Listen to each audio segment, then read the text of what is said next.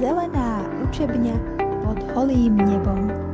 Materská škola na ulici Vladimíra Klementisa v Prievidzi otvára dvere do prírody. Materská škola sa stala súčasťou programu Zelená škola a vďaka tomu premenila školský dvor na plnohodnotnú učebňu pod holým nebom. Počas 2 certifikačných rokov sa časť výchovno-vzdelávacích aktivít presunula von, do náručia prírody. Pozrite sa s nami do galérie a preskúmajte, ako sa deti učia a hrajú v rôznych ročných obdobiach. Učenie v súlade s rytmom prírody. Či už je jar, leto, jeseň alebo zima, školský dvor sa stáva miestom plným zážitkov a poznania.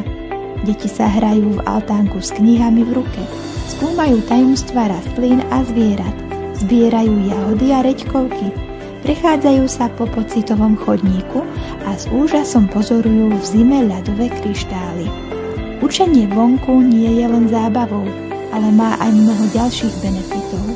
Deti sa hýbu na čerstvom vzduchu, rozvíjajú svoje motorické zručnosti a budujú si pevný vzťah k životnému prostrediu. Uvedomujú si dôležitosť ochrany prírody a učia sa o nej priamo v jej